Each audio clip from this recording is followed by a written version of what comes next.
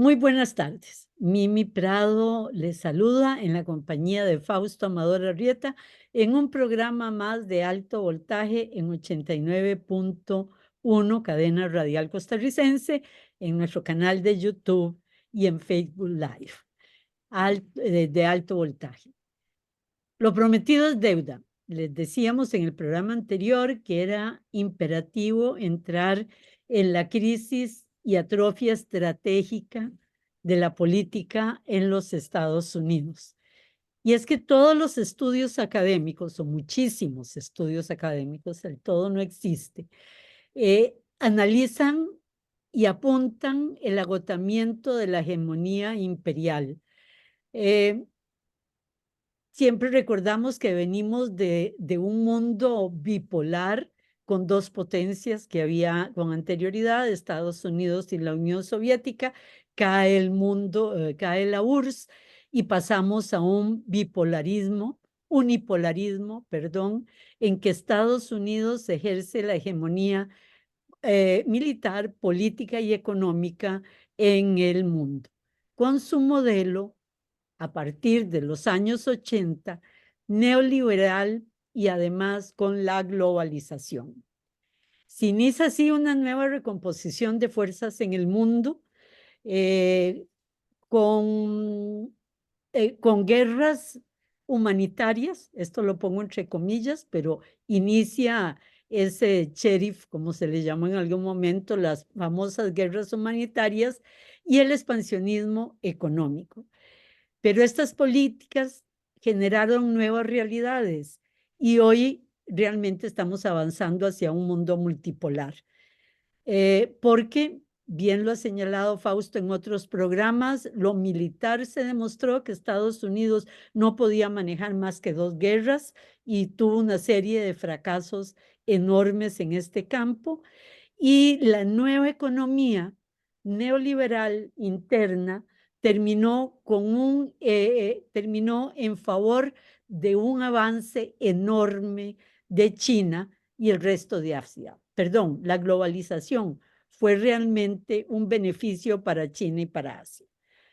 El gran desafío del análisis es la hegemonía y su poder y en qué es fuerte y en qué es débil esta hegemonía de los Estados Unidos y a qué periodo nos acercamos, porque ya no es solo una fractura a lo internacional que hemos hablado en otros programas, sino que hay fracturas al interno de los Estados Unidos y enormes brechas e incluso algunos se han atrevido a hablar de una guerra civil con otras características, con confrontaciones y polarizaciones muy grandes al interno de Estados Unidos que pueden llegar a grandes fracturas internas también.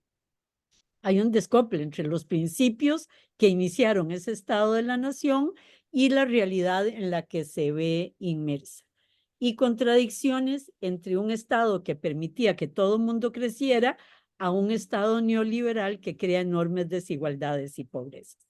Bueno, sobre esto y mucho más es que Fausto nos va a profundizar en este programa. Buenas tardes, Mimi. Me parece que tu introducción realmente advierte sobre todos los elementos de los que vamos a discutir.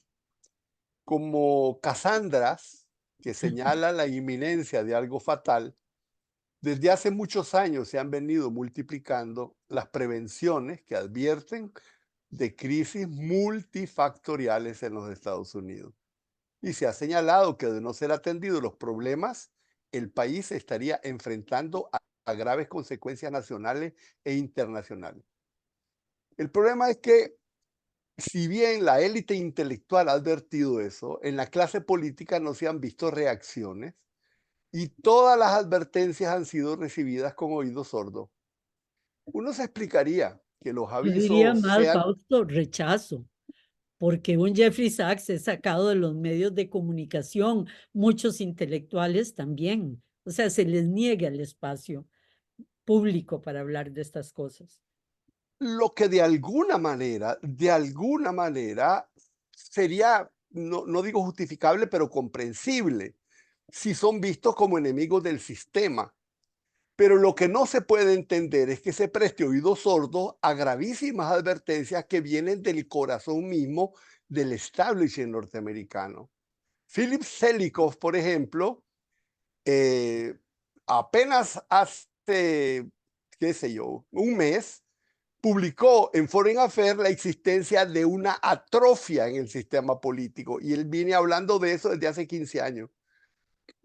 Es decir, una incapacidad de reacción al peligro de parte del músculo político de los Estados Unidos, y por eso pone la palabra atrofia, un músculo político venido a menos.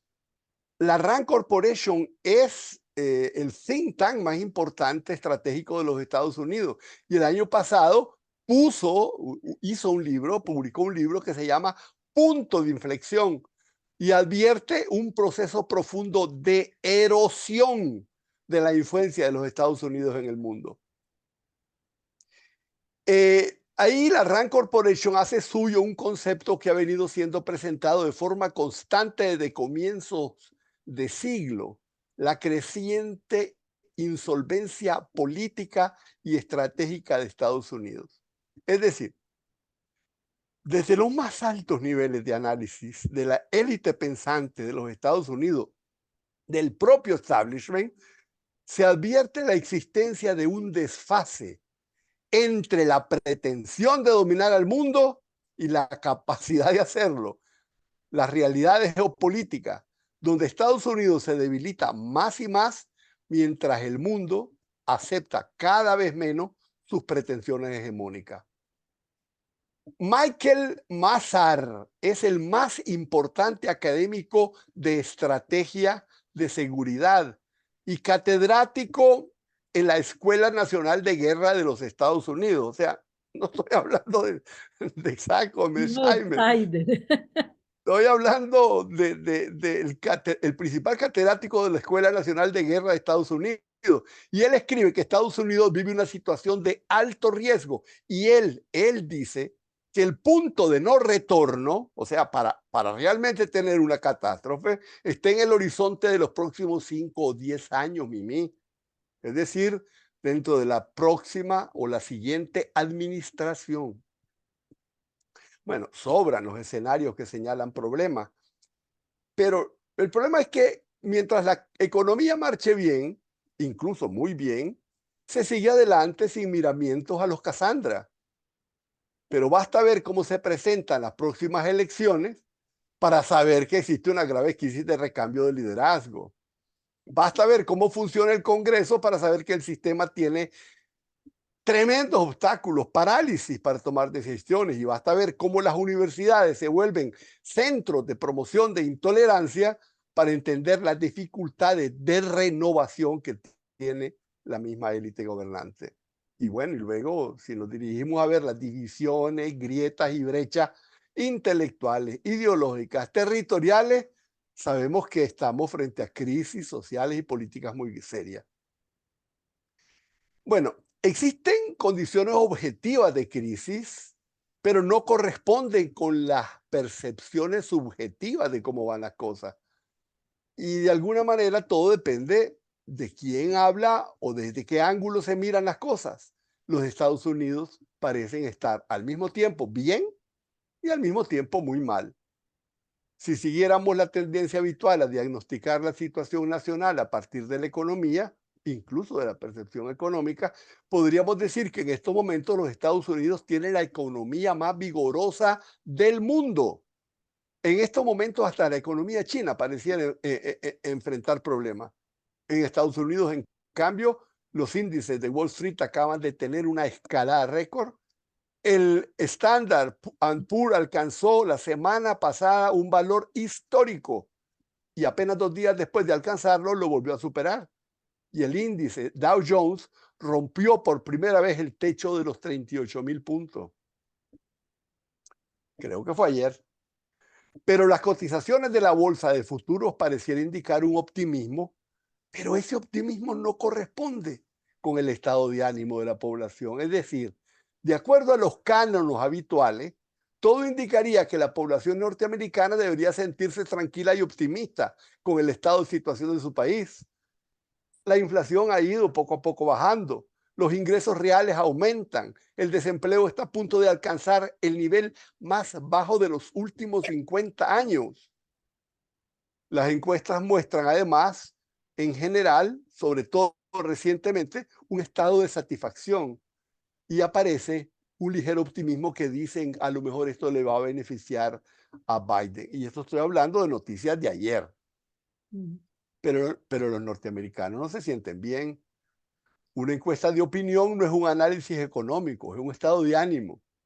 Y si lo apreciamos así, la mayoría de todos los grupos estadounidenses en todos los sexos, razas, edades, educación, domicilio regional, ingresos y partidos, todos han venido sosteniendo un estado de ánimo pesimista sobre el estado de situación del país. Eso no se cambia con una encuesta. Pero hablando de encuesta, entre votantes de 6 estados pendulares donde no dominan ni demócratas ni republicanos, el 80% opinaron que la economía, el estado del país, era mediocre o malo. O sea, el rasgo dominante nacionalmente es el desencanto. Entonces yo te diría, recurriendo a Saint-Exupéry en El Principito, el corazón de la ciudadanía norteamericana tiene razones que la razón política no está entendiendo. Cada vez se habla más de una disociación entre la realidad económica y la sensación interior de que algo está mal. Es un sentimiento profundo de malestar. Algunos analistas hablan de una sensación nacional de crepúsculo. Se refieren a aquel instante del día antes de que llegue la noche, cuando las luces comienzan a perder su brillo y dejan de dominar las Cuando el sombras. día ya no es día y la noche aún no llega. Exactamente, es la misma definición de la palabra crisis. En la cultura occidental, la palabra crisis viene del griego, se deriva del verbo krinein, que significa decidir. En chino, el concepto de crisis se traduce en dos grafemas, wei y ji, lo hemos hablado varias veces. Wei significa peligro y ji significa decisión, es decir, en los dos casos se trata de un estado de cosas inestable, escenarios peligrosos, exigencia de decisiones. Y el gran problema de los Estados Unidos, aparte a todos los problemas particulares, es la incapacidad de tomar grandes decisiones. Y bueno, si vemos las alternativas electorales que estamos teniendo actualmente, porque las elecciones es el lugar donde se toman decisiones, donde todo se mueve, entonces estamos nosotros entre la oscuridad o la mayor oscuridad. Por eso a mí me encanta Federico Petroni en los Estados Unidos, que dice que estamos más allá del crepúsculo y que la pregunta es, dice él en italiano, ¿a qué punto es la noche? Es decir, ¿en qué punto estamos de la noche? De eso vamos a reflexionar hoy. La crisis de los Estados Unidos con 3 grandes apartados. La crisis de insolvencia estratégica de su paradigma hegemónico, la crisis de desencanso interno de la población con sus instituciones y la crisis de liderazgo que tiene paralizado al país, de liderazgo político, que tiene paralizado al país frente a ambas crisis anteriores. Mazar, el que hablamos, el profesor de la Escuela de Guerra de los Estados Unidos, dice que la situación de los Estados Unidos es muy semejante a la que tuvo Gran Bretaña, cuando no supo entender cuándo sus tiempos de gloria hegemónica habían terminado. Y entonces no pudo adaptar su política a esos cambios y terminó viendo cómo de la noche a la mañana su fuerza se le escurría entre los dedos. Gran Algún Bretaña sí. imperio lo vio venir. Es decir, ¿Cómo? que me entró la duda si algún imperio Claro, lo vio claro. venir. Mira, yo tuve la tentación de ponerlo, pero dije, voy a atrasar las cosas. El Imperio Romano vio venir eso. Llegó Adriano. Es famoso decir que a lo largo de toda Inglaterra existe una gran muralla que corta. Se llama la muralla de Adriano, puso una muralla para decir, no pasamos de aquí, ¿ok? No es para que, no es una muralla como la China, que es no, era Que una no muralla entren, sino para que para no no entre, no. salir. Se puso un límite a la expansión del imperio. Y luego, cuando se sintió sobreextendido, tuvo la capacidad de dividirse en dos, de decir, bueno, este imperio no se aguanta. Entonces hizo el imperio romano de Oriente, el imperio romano de Occidente. Y el de Occidente fue invadido porque tuvo grandes errores de adaptación, pero el de Oriente se adaptó y siguió durando 1000 años más, Mimi, 1000 años más. Ok, Sí, no, bueno, no nos atrasemos. Gran Bretaña, siendo todavía un imperio, no tuvo la capacidad de entender que necesitaba cambiar la visión que tenían de sí mismos. Sus pretensiones hegemónicas se habían vuelto insolventes. Gran Bretaña no podía sostener lo que pretendía ser. Y sus mejores pensadores, ahí están los grandes escritos de la época, lo advirtieron, pero la clase política no supo escuchar o no pudo escuchar. Es decir, el sistema político era conservador y tremendamente rígido y se flexibilizó. Incluso llegaron al poder los laboristas, pero cuando ya era muy tarde, después de la Primera Guerra Mundial. Para Mazar, a lo largo de la historia, las grandes potencias llegan siempre a dolorosos puntos de inflexión y dice que los Estados Unidos ya llegaron a ese punto. Y entonces necesitan adaptarse. Según él, el planteamiento estratégico estadounidense de posguerra fría, con guerras insensatas que lo han cubierto de desprestigio, que no les han ofrecido ganancia alguna, que han obligado a mayores costos con restricciones sociales internas, y que lo han obligado a quedarse atrapado en escenarios contraproducentes como Oriente Medio y ahora abriendo un nuevo teatro en Europa, lo ha convertido en un país estratégicamente insolvente.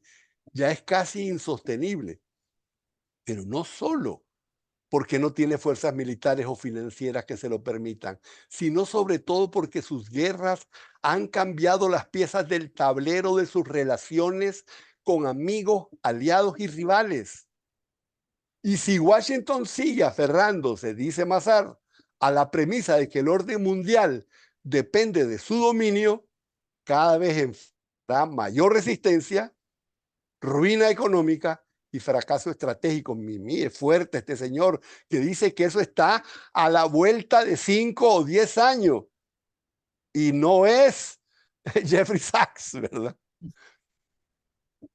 Los círculos de élite al que pertenece Mazar tienen 20 años de advertir las peligrosas consecuencias de seguir una estrategia hegemónica que no cambie. La única salida para evitarlo es realizar un cambio de paradigma nacional, mucho más fundamental de que todas las administraciones han estado dispuestas a hacer. Entonces, las fuerzas que debilitan la posición estratégica de Estados Unidos, y no me refiero a países, sino a las fuerzas, a todo el resultado de las cosas económicas, políticas, militares, etcétera, las fuerzas que debilitan la posición estratégica de Estados Unidos, incluso ellos mismos, están alcanzando una masa crítica, perdiendo la oportunidad de una auténtica reevaluación estratégica. Obviamente, Mazar dice que esa oportunidad todavía existe, pero está desvaneciéndose. porque para ello necesitarían un New Deal. Es decir, pongo el ejemplo cuando un país cambia radicalmente sus políticas y su organización social bajo un enorme liderazgo. Y en este momento tenemos como posibles liderazgos a Donald Trump y al señor Biden. O sea, se enfrenta a esa necesidad con dos no líderes, líderes positivos para el cambio. Exactamente.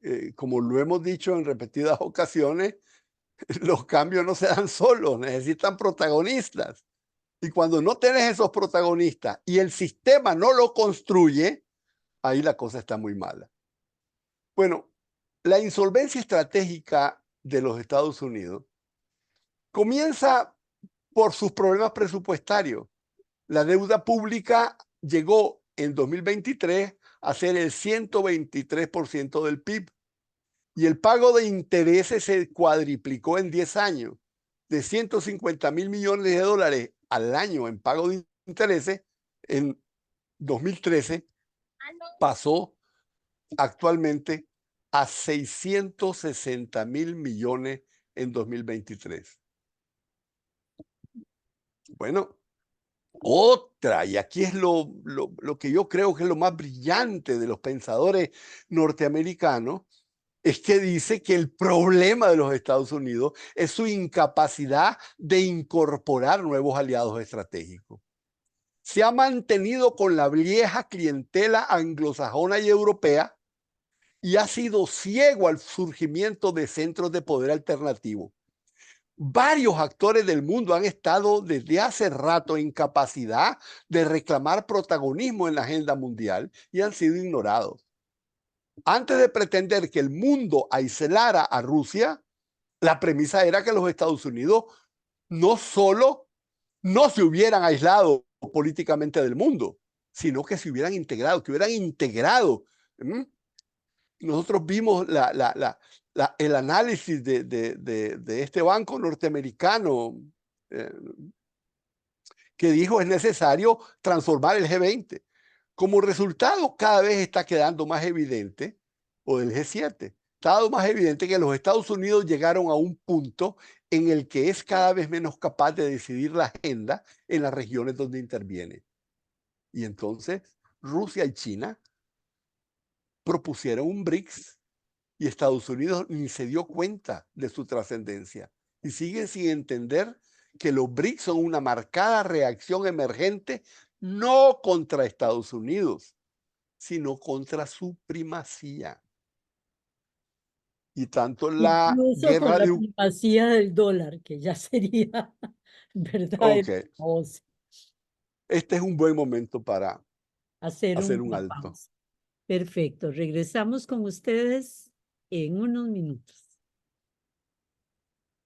En el corte estaba hablando Fausto de del primer componente de la crisis y la atrofia, que es la insolvencia estratégica, y se refirió a la presupuestaria y a los centros de poder alternativos, pero quedó pendiente, Fausto, el modelo de globalización que se le vuelve en contra. Es cierto, es correcto. Pero bueno, tanto la guerra de Ucrania como la incapacidad de detener la masacre que Israel está cometiendo en Gaza, también está mostrando la necesidad de un sistema internacional que no se subordine al liderazgo dominante de Estados Unidos. Por otra parte, Irak, Siria, Afganistán, Irán, Oriente Medio, el boicot de Yemen en el estrecho de Bab el-Mandeb están demostrando que la presencia militar norteamericana ya no tiene efectividad disuasoria. Y eso revela la insuficiencia de las respuestas militares y la necesidad de un cambio de paradigma hacia la construcción de un poder blando, hacia pasar a disuasión diplomática, hacia realizar un abordaje colectivo regional. Pero eso no se tiene si en el Consejo de Seguridad de las Naciones Unidas lo único que se sabe hacer es poner vetos. La realidad es que pareciera que, como lo dijo Rubén Darío, a comienzos del siglo pasado, todavía piensan que donde ponen la bala, el porvenir ponen. Nunca ha sido así y ahora menos que nunca. Y hablando de asuntos más o menos económicos, Estados Unidos aprendió en Ucrania que la guerra militar no puede ser reemplazada por la guerra económica. Cuando el abuso de sanciones no obliga al enemigo a rendirse, le crea nuevas capacidades internas y externas.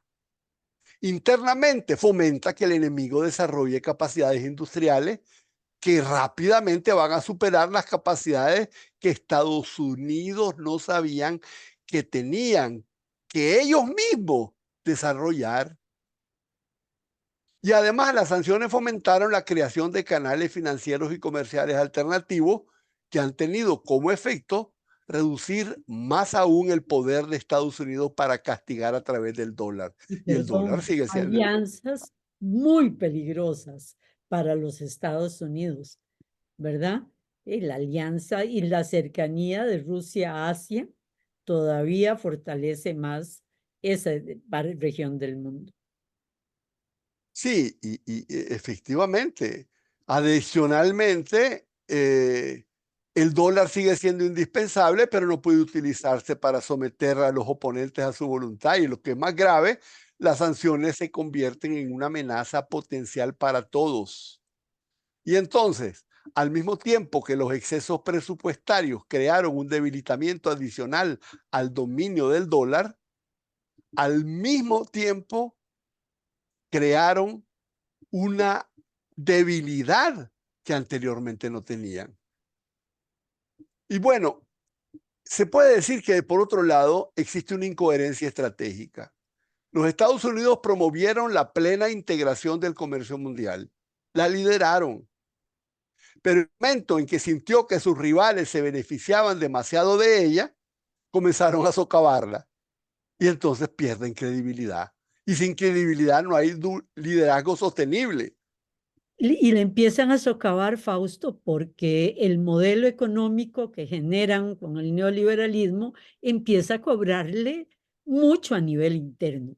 Los salarios de la clase trabajadora no crecen desde los años 70.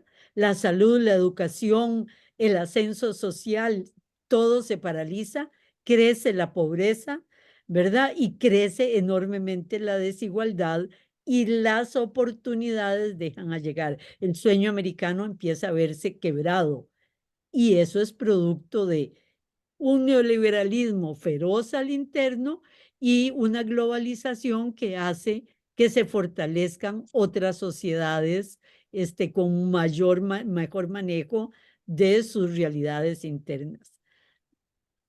Ese es el punto. Pero lo esencial es que durante su fase de ascenso hegemónico, los Estados Unidos ejercieron un liderazgo que fue visto como positivo y que fue aceptado porque sus iniciativas comerciales beneficiaban a todos. Y por eso llegó a convertirse en el modelo del mundo, un modelo que el mundo no debe, no tiene por qué cambiar. El problema, el frío no está en las cobijas. Pero de ese mundo surgieron actores como China que también se beneficiaron. Y el problema es que no pudo Estados Unidos atender el tema de la deslocalización de empresas norteamericanas. Y esa deslocalización empobreció social e industrialmente a los Estados Unidos y a Europa. Pudo no ser así, pero fue así. Beneficiaron a sus empresas y empobrecieron a su población. Beneficiaron a sus empresas y empobrecieron a su población. Es esa contradicción de beneficiar al capital y empobrecer a la gente. Beneficiaron al sistema financiero, al bancario, empobrecieron a la industria y la producción nacional, además de sus trabajadores. El resultado es descontento local y debilidad industrial. Entonces, ahora, para recuperar capacidades industriales, Estados Unidos está dando marcha atrás, iniciando un proceso de relocalización de empresas. Pero ¿cómo lo hace? Imponiendo barreras al comercio contra sus propios aliados. Y además, subsidiando a sus empresas, que es exactamente lo contrario de lo que había propuesto. Todo ello conlleva a que deje de ser percibido como teniendo un liderazgo capaz de producir beneficios colectivos. Exacto. Y Deja al de mismo, ser el motor del desarrollo del mundo. y entonces al mismo tiempo, países rivales como China desarrollan iniciativas de liderazgo positivo en una línea de ganar-ganar. Y esas no son las aguas en las que se mueven los Estados Unidos. En esas nuevas condiciones, el liderazgo y el poder de Estados Unidos se ven todavía mucho más controvertidos. Y yo creo que aquí podemos pasar directamente al desencanto interno de su población con sus instituciones. Existe antes que nada una crisis de voluntad hegemónica. Los ciudadanos norteamericanos están quemados de aventuras bélicas fracasadas. Por eso son cada vez más reacios a soportar internamente los costos sociales, humanos y financieros de una hegemonía mal dirigida.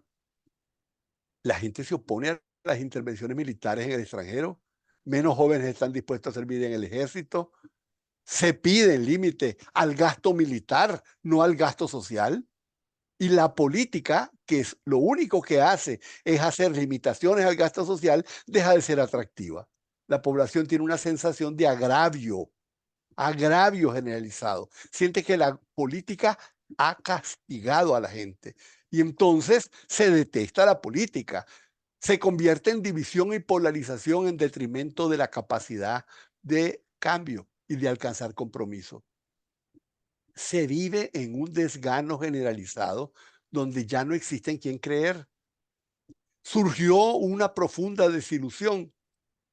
Con el triunfo sobre el comunismo, la disolución de la Unión Soviética y el ascenso de los Estados Unidos al ejercicio mundial de una hegemonía absoluta, venían promesas de progreso, venían promesas de avance social. Bueno, se veía el mundo, probablemente pocas veces ha habido tanto optimismo a nivel internacional y pasaron 30 años. La globalización destruyó la manufactura nacional, se llevó por delante la fuente de ingreso de la clase media, se profundizaron las desigualdades económicas, se aumentaron las brechas territoriales y como resultado, Estados Unidos está teniendo un sufrimiento social que crece. Es una parodia, parece un mundo distópico. Entre los rasgos más salientes de la cotidianidad están matanzas escolares, tiroteos urbanos, crece la delincuencia, crece la población carcelaria, disminuye la esperanza de vida, la depresión juvenil ya es generalizada, la educación, la calidad de la educación ha venido en picada y existe una epidemia de consumo de drogas que ha llegado a convertirse en una de las principales causas de muerte en los adultos menores de 50 años. Y Por sobredosis de droga, murieron en 2015 50,000 personas, en 2023 110,000. murieron, pero incapacitados millones. Es decir, incapacitados y en las calles y viviendo casi de homeless en extrema pobreza. Pero a eso yo le añadiría la enorme división que empieza a darse al interno de Estados Unidos. La fractura, ahí estaba la diferencia, pero la fractura cultural, ideológica, social entre la costa este y el oeste y el centro blanco, conservador tradicional en los Estados Unidos. Llega a haber además una división tan profunda como la que dio los signos de la revolución interna que hubo entre los esclavistas y no esclavistas, ¿verdad? Es enorme, son mundos que no tienen comunicación entre sí. Así es, y ese estado de insatisfacción y de división está siendo cada vez más grave. Y lo que más deprime, lo más duro, es una paradoja en donde la economía crece y la población se empobrece. O sea, es la sensación generalizada, para hablarlo con palabras tuyas, de que si todavía vive el sueño americano, está estancado. Cada generación tiene en promedio menores posibilidades de disfrutar el mismo nivel de vida de la generación anterior. Y bueno, el desencanto se alimenta del fracaso de las instituciones. Las instituciones republicanas tienen una polarización que todo lo paraliza. Lograr un compromiso en el Congreso es prácticamente imposible, no hay diálogo. Republicanos y demócratas se tratan mutuamente como rivales irreconciliables. La Peor que incapacidad eso, de... Fausto, se tratan porque los republicanos han creado una relación con el evangelismo cristiano tan enorme que se tratan como el mal y el bien. O sea, ellos son el bien que lucha contra el mal, contra el demonio, que son los otros, ¿verdad? O sea, los comunistas, demócratas, que van a destruir a Jesucristo y la nación, que unen, ¿verdad? Nación con religión. Y la incapacidad del Congreso para tomar decisiones alimenta la desconfianza en las instituciones federales.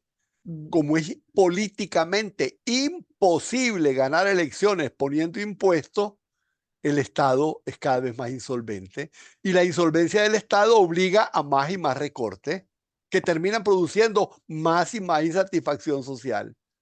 De todo eso se ha derivado una crisis de cohesión cívica. Vos mostrabas uno de sus aspectos, el cultural, pero su raíz es la insalvable polarización social y política. Los Estados Unidos ya no están unidos, las poblaciones se sienten cada vez menos afines, el pueblo estadounidense está dividido en tribus incomunicadas, el mapa de votación de cada sector es cada vez más una representación cartográfica de discordias internas. Existen batallas identitarias, cada una lucha por defender o defenderse de supuestos intentos de borrar su identidad propia o su estilo de vida. La ideología, supuesta ideología woke, se opone al conservadurismo extremo. Esta autosegregación está llegando a minar la misma calidad de los sistemas educativos.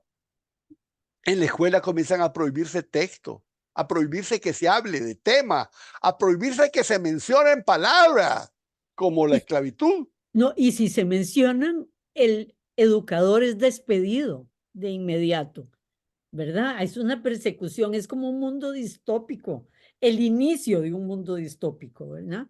Porque no es que sea todo. Mimi, estamos volviendo a la época, para poner un ejemplo, cuando se prohibía la enseñanza de la evolución como doctrina que negaba las enseñanzas bíblicas. Ahorita no estamos en eso, pero es muy parecido. Es un regreso al futuro. Por eso es que se puede hablar de lo que vos decís, una crisis cultural. Y en las universidades ahí se ha generalizado la cultura de intolerancia a quienes piensan diferente. Los estudios humanísticos son las primeras víctimas del dominio cultural de la intolerancia. Se está imponiendo conformismo. Está siendo segregado el pensamiento crítico. Las universidades de élite se han convertido en universidades para las élites. Y el conformismo reinante produce una brecha de calidad en las mismas élites. La educación superior está dejando de facilitar la renovación del pensamiento en las cimas políticas. Y el resultado es que la calidad intelectual de la clase dominante se derrumba. El arte de gobernar se atrofia. Y eso es lo que dice Philip Zelikow en un artículo del pasado diciembre que tituló La atrofia de las capacidades políticas de los Estados Unidos. Ahí estamos. Un sistema tan fuera de eje espera solo una pequeña chispa, un detonante para explotar. Esa mecha podría ser Trump.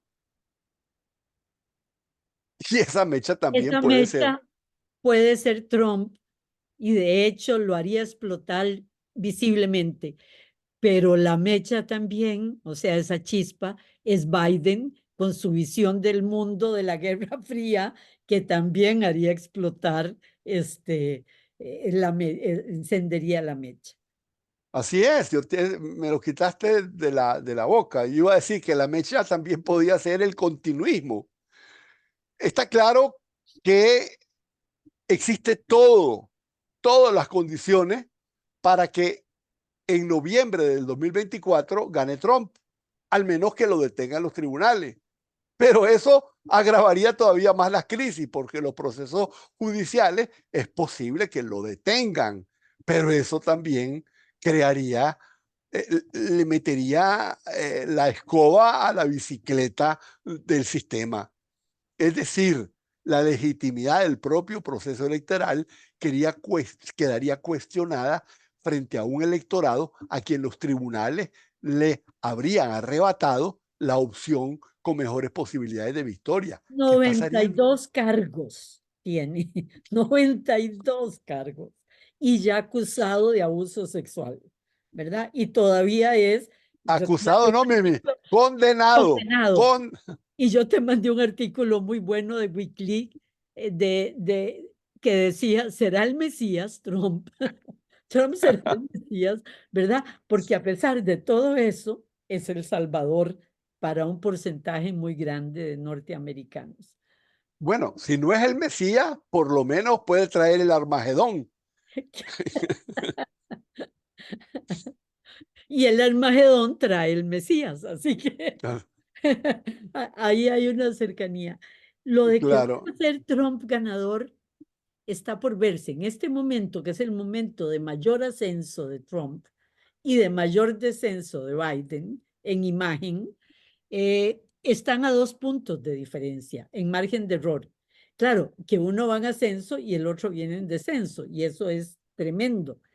Pero es increíble que en las encuestas, quien le gana por 8 puntos a Biden es Nikki Haley, no Trump, ¿verdad? Entonces, habría que ver si en el impulso final la mayoría de habitantes que no quieren a Biden, pero que se aterran con Trump, pueden darle un triunfo muy ajustado a Biden.